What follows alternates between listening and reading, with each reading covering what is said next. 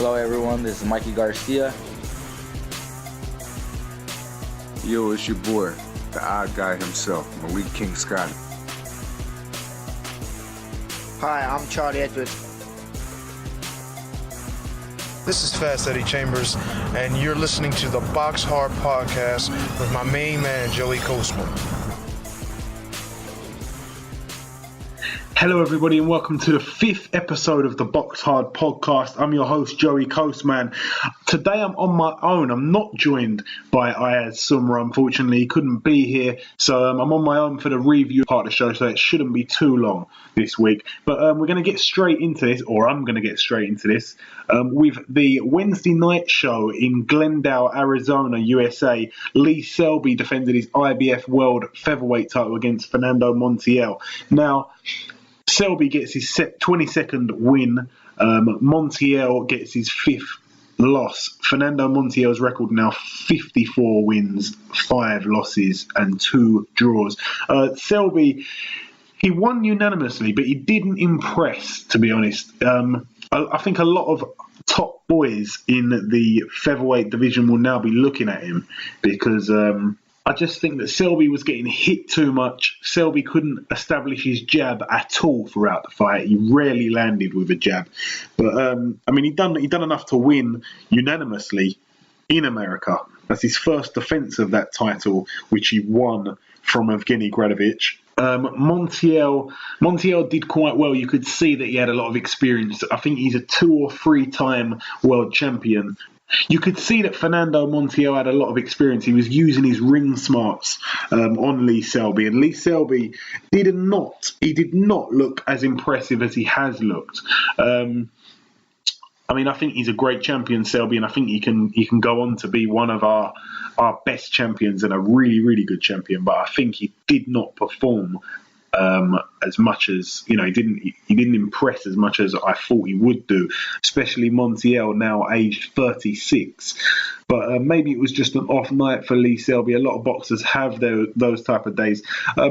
Moving down that card, Devin Alexander lost a unanimous decision to Aaron Martinez. Aaron Martinez, 19-4. He now moves to 20-4. Devin Alexander, he's racked up his 4th loss here. Devin Alexander started the fight pretty okay, and then he just sort of lost it midway in the fight, and he let Aaron Martinez take it away from him. So I'm not sure what Devin Alexander's got left. 2 losses on the bounce now. One to Amir Khan last year. That was in December 2014. And now 10 months later, he's got a loss to Aaron Martinez. So I'm not sure what else he's got to offer. He's only 28, so he's still a young boxer, but I don't know. I think maybe his best days are behind him. He possibly peaked too early in his career. That's it for Wednesday. So we'll move over to Friday. Very, very gutsy effort from Nathan Cleverly. He faced Andre Fonfara for the WBC International Light Heavyweight title. It's nice to see Cleverly back at light heavyweight. Cleverly broke his nose during the fight and carried on. He showed so much heart, so much determination. He's actually trying to get himself a rematch as we speak. But Fonfara, I think he's very underrated, very strong. Technically, probably not the best boxer, but very, very tough and very game. He brings a lot to the fight, but he just had a bit too much for Nathan Cleverly, and it's a shame because Nathan Cleverly, I think he's running out of options at the moment. I don't think he's got many other places to go. I know he turned down a world title fight with Jürgen Bremer to fight Fonfara. A lot of people probably wouldn't put Fonfara above Bremer, and he's lost to Fonfara, so I'm not sure what he does from here. I wish Nathan Cleverly all the best because I think he was a great champion when he was a champion. I just don't know what he's got left in him. Very, very hard fight against Tony Bellew, of course. Then we go over to Saturday. Now, on Saturday, there was a little card at York Hall. Well, I say it was a little card. It was huge. I think there was 19 fights on the bill. But Matty Askin topped that bill. Matty Askin got a win over Lawrence Bennett. Oh, sorry, no, he didn't get a win. My mistake. He got a technical draw. First round, both boxers fell through the ropes and out of the ring. Barrett returning, but Askin being unable to. He was stretchered from the venue. Hospital checks revealed that Askin had suffered severe bruising to his back and ribs. So very, very crazy start and end to a fight there. Matty Askin, Lawrence Bennett. We may see that rescheduled in the near future. There was a grudge match on the bill, a real genuine grudge match. Leon McKenzie fought John McCallum. Leon McKenzie gets the win. John McCallum retired after the 6th round. So that was an eliminator for the British super middleweight title. So Leon McKenzie getting ever closer to the British title. Big ambition of his, big dream of his. Hopefully he can do it. We're all behind him here. There was a show in Birmingham. Cal Yafai moved to 17-0. He defeated Jason Cunningham. That was for the vacant British super flyweight title. Cal Yafai, big prospect for the future. His brother was also on the bill, Gamal Yafai. He's moved to 8-0. He fought Nasibu Ramahadni. Ramahadni had 1 point deducted in the 8th round because he kept holding. Sam Eggington got a win unanimously after 12 rounds over Dow Evans. Sam Eggington was knocked down in the 2nd round. He walked straight on to a right hand by Dow Evans, and I thought we're going to really see what Eggington's made of. And he got straight back up. He bounced up like a jack in the box and continued fighting. So it's really good to see this happen, because Sam Eggington, a big prospect for Matchroom, he's been knocked down, he's got back up, he's managed to win the fight quite clearly. So that was good. That's very, very good for a fighter to go through that type of experience early in their career. Matthew Macklin was also on the bill. He fought for the vacant WBC International Super Welterweight title, also known as the 154 title, the light middleweight title. He fought Jason Wellborn. Wellborn was deducted, a point was deducted in the 5th round for a low blow. I think he hit him twice. I think he hit Matthew Macklin twice. That was called low. The second one, in my opinion, I don't think it was low. But Matthew Macklin went down both times. 1 point was taken away, and he seemed to sort of get his breath back, because I think Matthew Macklin wasn't looking too great in that fight. But nonetheless, he gets his 34th win, unanimous decision. It was only a 10-rounder. Then we move over to America. Now, in America, there was a bill that sort of went underneath the radar. We mentioned it last week. Demetrius Andrade, he fought Dario Fabian Puchetta. Andrade moved to 22-0 now, unbeaten. He got a TKO victory in the 2nd round. That was for the vacant WBA and WBO international super welterweight titles. That's obviously the 154 division yet again, but they're only international titles, so it's not a world title or anything like that. But nonetheless, another piece of silverware for Andrade. Huge prospect for the future. Joey Abel, who we saw fight Tyson Fury, he got a win. This was in Black Bear Casino in Minnesota. He fought Juan Good. Joey Abel moves to 31-8.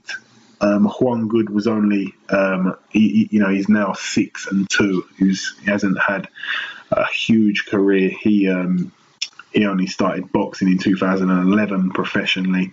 Moving over to the huge card in MSG, Madison Square Garden, GGG, Triple G, Gennady Golovkin fought David Lemieux. This was a unification fight in the middleweight division. Lemieux brought his IBF world middleweight title, which he won against Hassan and Dam in his last fight.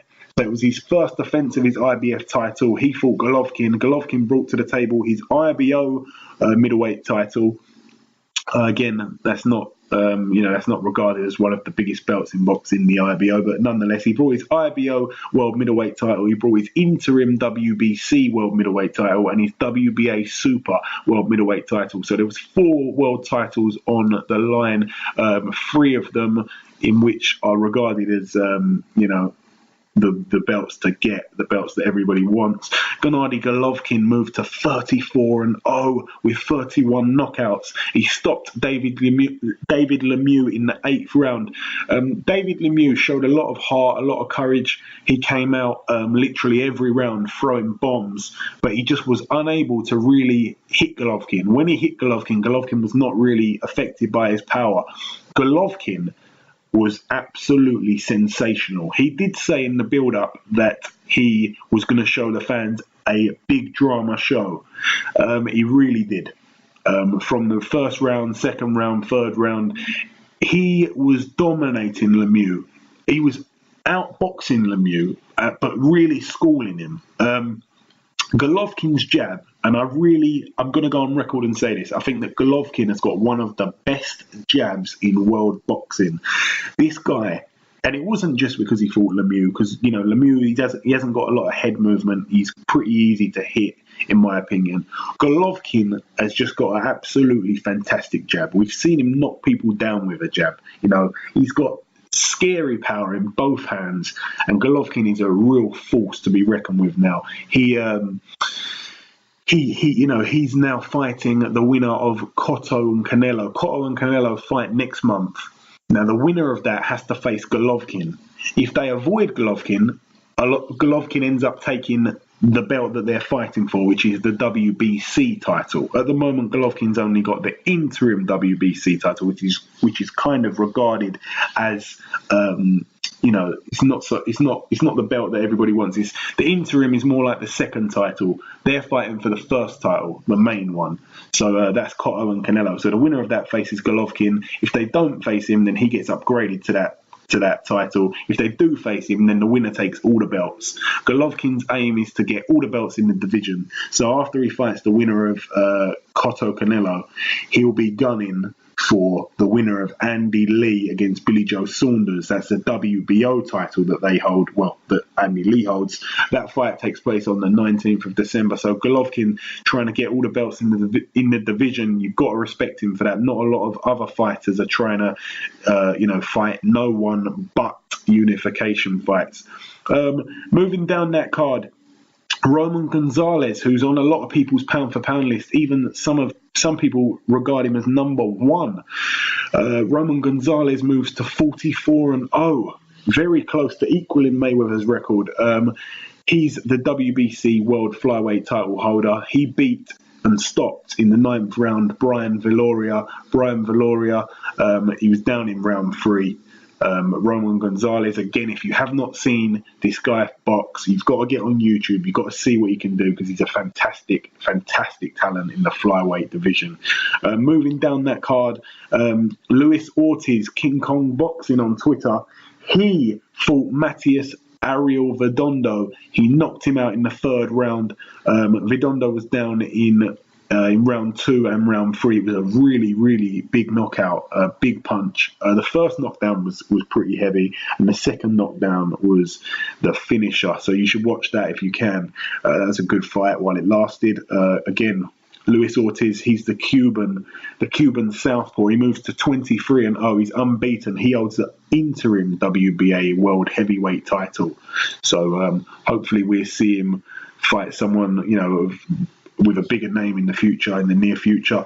Also, again, another under the radar fight. This was in Virginia, USA, top of the bill. Lamont Peterson, he got a win. He picked up his 34th win against Felix Diaz. He won that with a majority decision after 12 rounds.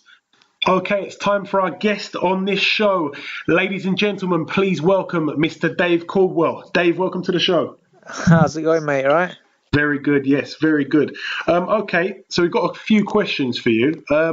You obviously was a pro boxer yourself, then you went into promoting, training, managing. Do you still do all of those roles today? Yes, I do, yeah.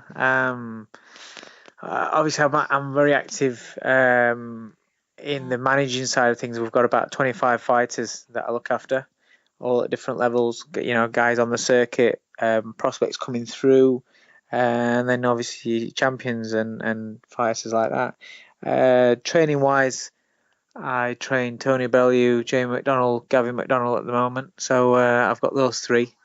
And promotional wise, we're still doing shows, not as busy as what I was, because I've took a little bit of a backseat on that side of things, concentrating more on the management and training side of things. Yeah, because you look after the three fighters, the two McDonnell brothers and Tony Bellew. So there's only three fighters, but a lot of potential in those three fighters. Yeah, I mean, there's a lot that goes on with those three fighters training wise. There's a lot of time, a lot of energy, a lot of studying fights and things like that. At that sort of level, it's quite it's time consuming. But also the level of boxers that I'm managing as well. We've got them straight across the board. That takes a lot of my time up as well. From fighters like Tom Doran that's boxing for eliminator for a British. He won the prize fighter. Tony Hill's now boxing for WBC silver title. And then you've got your prospects that you're bringing through also. So there's a lot of time and energy that goes into everything that I'm doing. So, it's a case of allocating, the time out that needs to be done. And what do you enjoy more out of what you do? Training, promoting, managing?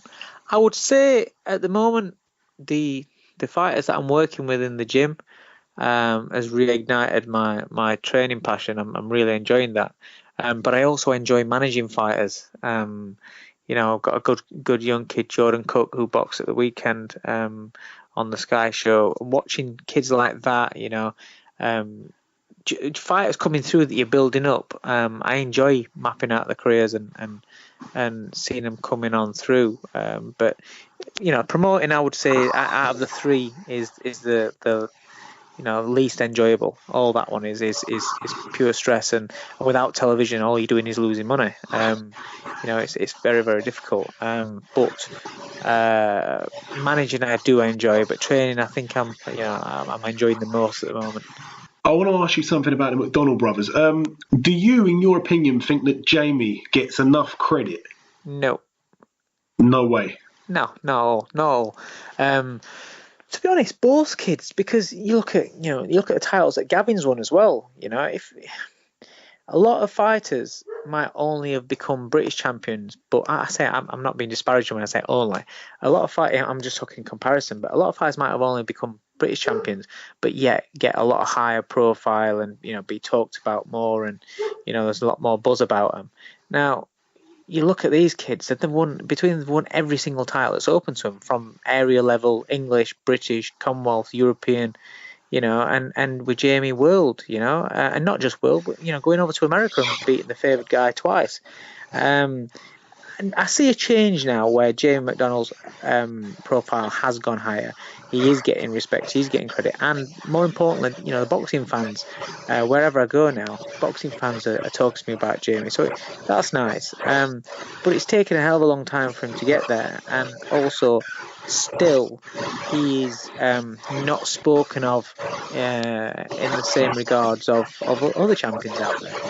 I'm not knocking any other champions. Listen, I want as many British world champions as possible, whether they're anything to do with me or not. I just think it's better for the sport. It's better, as a whole, if we have as many world champs as possible. But I just don't think Jamie gets talked about, certainly not in the media, but by the big names in boxing. He doesn't get spoke about, or maybe his name's mentioned last in a bunch. Listen, fantastic. Kell Brook's a world champion. James Gale's a world champion. But whenever people are talking about these world champions, those two guys are in front of what Jamie McDonnell is, and Jamie's achieved more.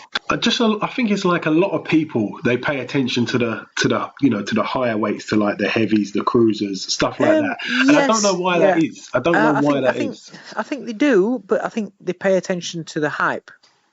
Yes. And it's not necessarily the weights. I think it's the hype, and I think if a lot of hype or a lot of media coverage or talk is given to a certain person, that's where the focus goes. And that's just how it is. And like you said though, weight division wise, bantamweight division doesn't get spoken as much, but because there's a lot of hype around Frampton and Scott Quigg, that division is being talked about. That's only £4 heavier than bantamweight. Do you know what I that's a mean? good If point. Scott Quigg and Frampton were boxing as bantamweights, the bantamweight division would be talked about a lot. Do you get what I'm saying? Very good point. It's down to the hype of the fighters. Whatever weight they're in, then if there's a rivalry, it always helps when there's a rivalry. I think Kell Brook's got Amir Khan, so them two are being talked about all the time. So it's built, it's putting focus on that. Amir Khan was chasing Floyd Mayweather, so on a world level, his hype was getting quite big. I think whenever you've got a rivalry in a weight division, it just helps your name get out there. George Groves, James DeGale, they've come through from about 9 and 13 fights respectively, something like that, where people are talking about them constantly, and it's helped their careers.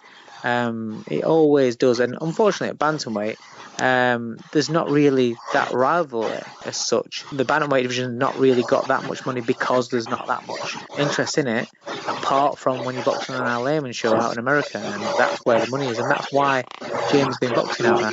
Yeah, no, that's I understand that. Now Gavin fights on Saturday. Yeah. He defends his EBU European title.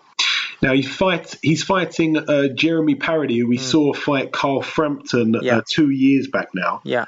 This is a very, very tough opponent. Very tough, man. Very tough. What sort of footage are you watching of Parody? Not really a lot of the Carl Frampton fight. I don't think he's going to box like he did against Frampton. I've watched about 6 or 7 of his fights, and they're all his winning fights, where he comes forward, where he's fighting tall, rangy guys. He's coming forward. He's letting go with shots quite viciously as well. He really likes to throw that right hand over a lazy left jab, fire it in fast, and then it really whips in a left hook. He's an aggressive little guy that keeps rumbling forward. Against Frampton, I think what he thought was, this guy can really punch. Probably got hit early doors and thought, I can feel this power.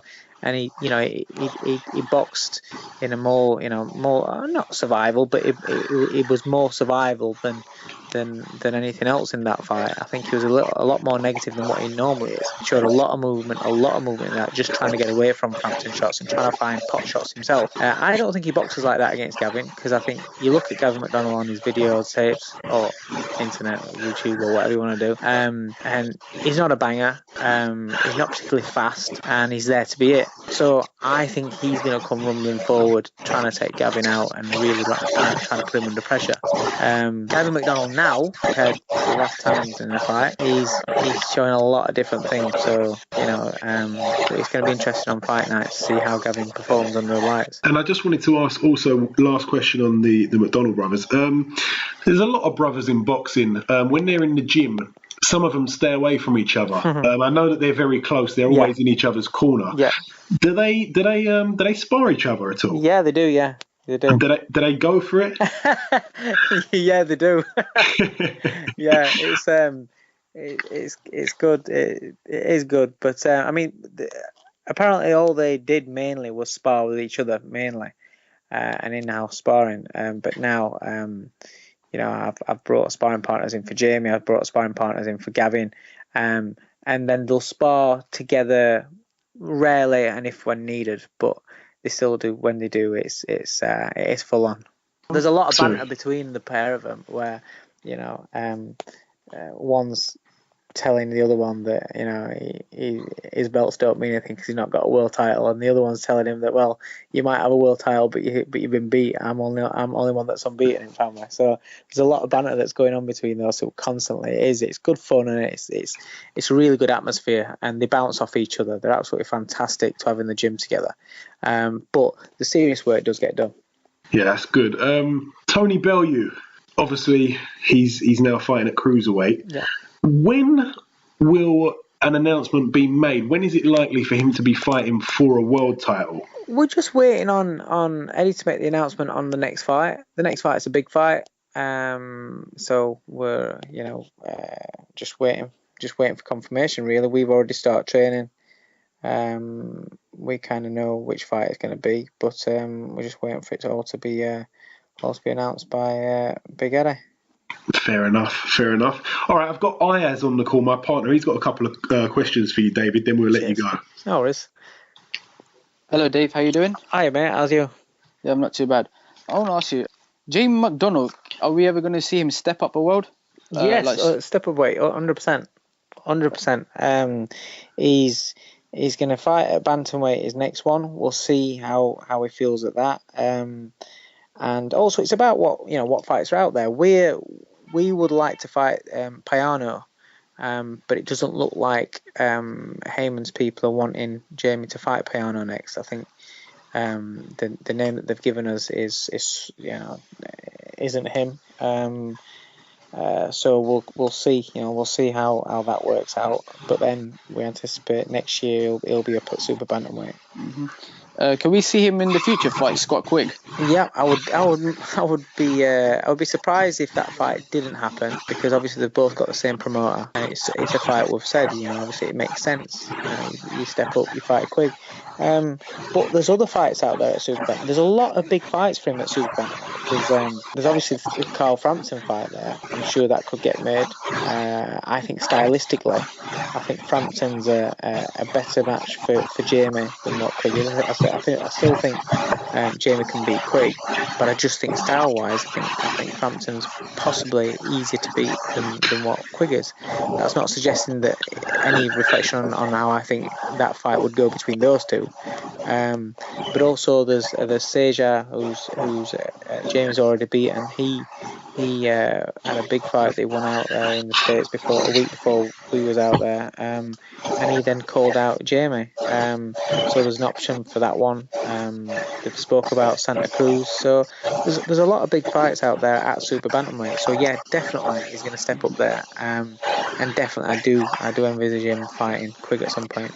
Obviously, you were part of Haymakers. From your perspective, do you think George Gretz will be a world champion? Very difficult to say, because you can go back to the likes of when Bruno kept getting beat, and you could say, is Frank Bruno ever going to be a world champion? But then he got his final shot and he took it and he won it, So there is a chance that George can come back and become a world champion. My issue with George is that I do think that he needs. For me, Adam Booth was a great fit for George.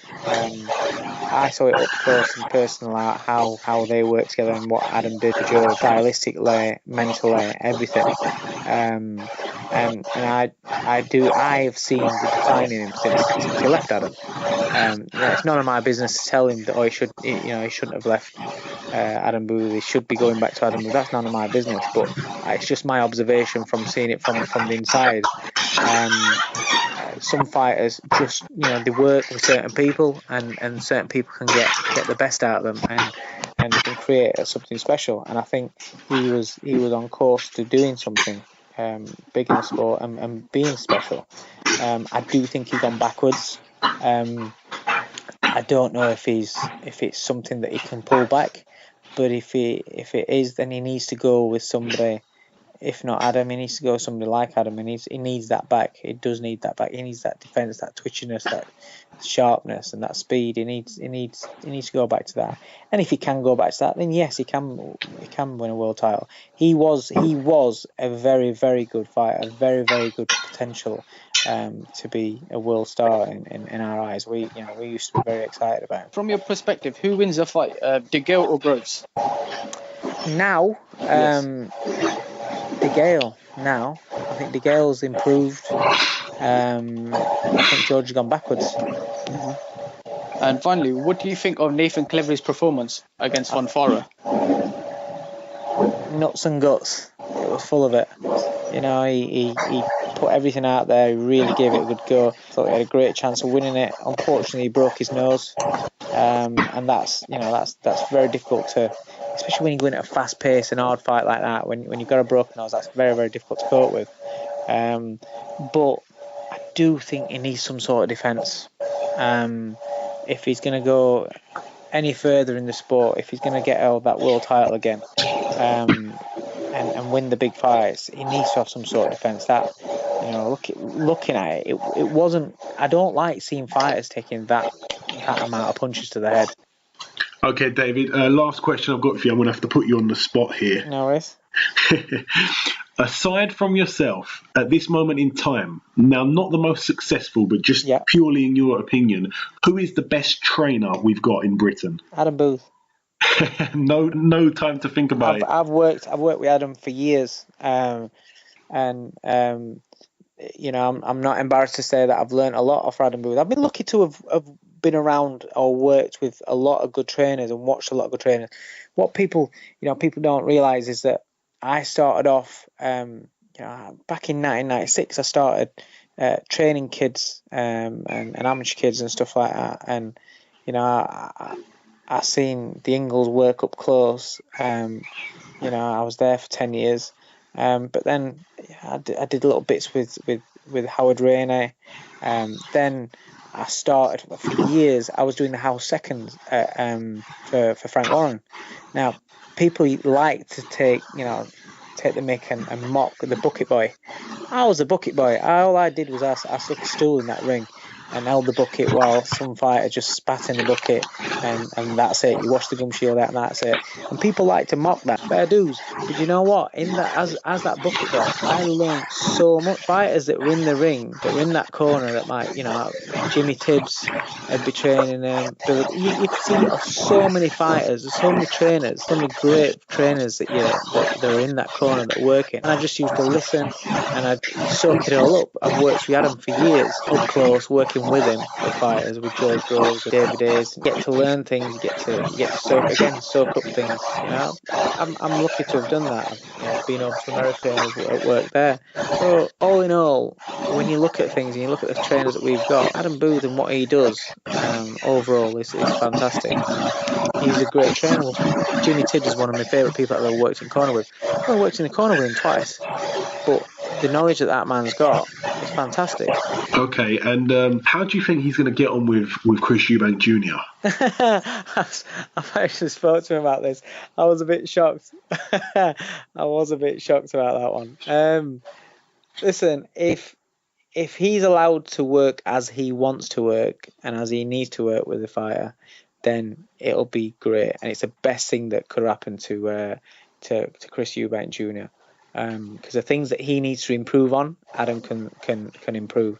You know, I always thought that the biggest mistake that Cleverly made was not sticking it out with Adam. You know, he went there and he started there, but he didn't stay there. Mr. Coldwell, thank you very much for giving us some of your time today. Not a problem, mate. It's been a pleasure talking to you. Now it's the part of the show where we do the preview. So we're going to preview the fights for this coming weekend. Okay, so there's a little card I just want to mention. On the Friday night, Kiko Martinez, he gets back in the ring after his loss to Scott Quigg, TKO round 2 to Scott Quigg. That was in Manchester in July. He gets back in there in Spain, in his home country. He fights a guy called Harold Molina. Harold Molina, 18 wins, 12 losses, 3 draws. It's only an 8-rounder, but at least it gets Kiko Martinez back out. His record now 32 wins and 6 losses. Okay, moving on to the Saturday night, because there's not much on the Friday. Moving on to the Saturday night, there's a big bill in Sheffield Arena. Gavin McDonnell, top of the bill. He defends his EBU title against Jeremy Parody. Now, a lot of people may not have heard of Jeremy Parody. He's the guy who lost to Carl Frampton. Carl Frampton knocked him out in the 6th round. That was back in 2013, I believe. So yeah, he's a good fighter. His record's 37-2. I'm not sure how credible all his opponents have been, but yeah, 37 wins, 2 losses and 1 draw. Jeremy Parody. He fights Gavin McDonnell, obviously brother of Jamie McDonnell. So Gavin McDonnell record 13 wins, 0 losses and 2 draws. That would be a good little scrap, to be honest. I think that's quite a test for Gavin McDonnell, because Parody's very experienced and durable, but not a lot of punching power himself. He's only got I think he's got 9 knockouts. Yeah, 9 knockouts in 37 wins. Moving down that card, it's his Matchroom Sports debut. Chris Eubank Jr. He fights Tony Jetta, and Chris Eubank is defending his interim WBA world middleweight title against Tony Jetta. Chris Eubank Jr., massive prospect for the future, Ayaz. Massive prospect in the future. I actually like Chris Eubank Jr. and I want to see how he does against Tony Jett, as this is his first fight and he's headlining the Sheffield Motorpoint Arena. I don't think he's a headline. I think he's the chief support behind McDonnell. Yes. Oh, sorry, because Brooke pulled out last week, innit, due to the injury. Yes. I don't know what's going to happen about that, because there was a lot of talk, because obviously it's the 24th of October on Saturday, and Fury was supposed to fight Vladimir Klitschko, and that was going to be a pay-per-view, and half of the card was going to be in Sheffield, with Brooke topping the bill against Diego Chavez. But the Fury and Vlad fight got cancelled because of an injury with Vlad, and now the Brooke fight has been cancelled because of an injury with Brooke. I'm not sure what's going to happen, because obviously Vlad Klitschko is going to be fighting on the 28th of November, and that's also going to be a pay-per-view. But I don't know if there's going to be an English-based card as well, because I don't know if Sky are going to have a fantastically easy job of selling the pay-per-view to the public if there's only like one fight on the bill, that we're interested in, as all the casual fans are interested in. Okay. Moving over to United States of America, Nebraska. He's really put this place on the map. Terence Crawford, he defends his WBO World Super Lightweight title against Thierry Jean. His record, 29 wins, 20 by knockout and 1 loss.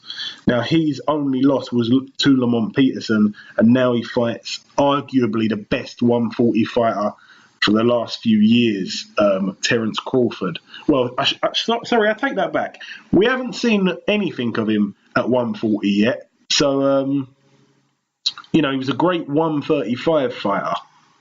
And it'd be interesting, because he's only had, I think he's only had the one fight at 140. He fought Thomas Delorme and knocked him out in the 6th round to win the vacant WBO World Super Lightweight title. Again, the Super Lightweight title was also known as the Light Welterweight, the 140 title, the division that Danny Garcia held them belts in, or holds them belts in. So Thierry Jean, credible opponent. But again, I think Terence Crawford probably beats him quite well. Terence Crawford trying to move to 27-0. So we're going to go back to Terence Crawford in a moment. But moving down that card, Andy Ruiz Jr., he tries to get to 26-0. He fights Rafael Zumbano Love. A lot of people will remember Zumbano Love. He came over and fought Joshua, and Joshua stopped him in the 2nd round. Well, he gets out. He's actually had a 1 win since the Joshua fight. He's only had 1 fight, but the 1 win, and he knocked the guy out in the 1st round. So he gets in. He's only had 1 round of boxing since his fight against Joshua. So he fights Andy Ruiz Jr. Andy Ruiz Jr., it's good to see him get back out again. Again, he's a prospect in the heavyweight division from America. Moving down that card also, a lot of people haven't mentioned this. Evgeny Gradovich fights on the bill. He fights a guy called Aldemar Silva Santos. Now, this is his first fight back after losing his IBF World Featherweight title to Lee Selby, who we talked about earlier on the show. So, he fights Aldemar Silva Santos. Santos's record, 19 wins and 8 losses. Gradovich, obviously, 19 wins, 1 loss and the 1 draw. It'd be good to see what he's got left in him. I think he will have a lot left, even though he was beaten pretty clearly. Anything to add on that card, Ayaz? All I want to do is just see the fights happening. Yeah, me too. I said I'd move back to Terence Crawford. How big of a prospect, because we've only seen 1 fight at 140, how big of a prospect do you think he is in the 140 division? Bear in mind, everything he's done has been at 135. I reckon he's actually quite a big prospect. He could be next pound-for-pound star in the 140 division. Yeah, Frank Warren thinks he will be. I'd love to see him fight Danny Garcia. but I don't know what's going on with Danny Garcia. Has he moved up to 147 yet, or is it still just? Remember, he had that 147. His first 147 fight, wasn't it against? Is it Lamont Peterson or? No. It was against. The Lamont Peterson fight was at a catch weight. He fought Paulie Malignaggi, Yes, he did. didn't he? Yes, Paulie Malignaggi. That was his one fight at 147. Obviously, he stopped Malignaggi in the 9th round. But I just don't know. I mean, it would be good. I mean, it would have been good for those guys to have fought maybe last year. And who do you think would win if that fight did take place before Danny Garcia moved up to 147? If he was still at 140 today, who would win, in your opinion, Danny Garcia or Terence Crawford? The thing is, I ain't seen much of Crawford. Garcia, I've seen a lot of him. So, in my opinion, I reckon Garcia wins that fight. I'm going to have to disagree. You should watch the Crawford-Ricky Burns fight. Ricky Burns, obviously he was a great champion. He lost to, what was that guy's name? He broke his jaw. Ricky Burns had a broken jaw. Oh gosh, it's absolutely slipped me. Totally forgot his name. Ray Beltran. That was it. Yeah, Ray Beltran. He beat Ricky Burns pretty clearly, and it went down as a split draw. Then Ricky Burns obviously carried his WBO World Lightweight title into the next fight where he fought Terence Crawford. And Terence Crawford absolutely schooled him, in my opinion, and he was fantastic. Terence Crawford. We'd never really seen anything of him over here until that fight, and he was brilliant. And then we saw Terence Crawford's fought quite a few people since then and got some good wins. He fought Gamboa. Gave Gamboa his first loss, and then he gave a shot to Raymundo Beltran again, because obviously he should have been the title holder against Ricky Burns at the end of that fight. He fought Beltran, and then he beat Beltran unanimously. Again, I'm not sure if that was a voluntary or a mandatory, but nonetheless, he beat Beltran. He moved on to the next fight, Thomas Delorme, and he gave Thomas Delorme his second loss on his record. Obviously, his other loss was to Luis Carlos Abregu. But yeah, I think he's a brilliant fighter. And honestly, it'd be crazy if he moves up to 147 soon, because he's got tons and tons and tons of ability. And it'll be fantastic to see him mix it with the big boys in that division. Okay, unfortunately, that's all we've got time for here on the Boxhard podcast. So we're going to conclude this episode. Thank you for listening. Thank you for listening last week and the week before and the week before and the week before. We love it. We're also on iTunes now, so you can go on to podcasts and you can search for the Boxhard podcast or just type in Boxing Podcast. We're only third down the list behind Toe to Toe and Boxing News. For everybody that listens on SoundCloud, thank you very much. Please follow, please retweet, and we'll see you next week. Goodbye.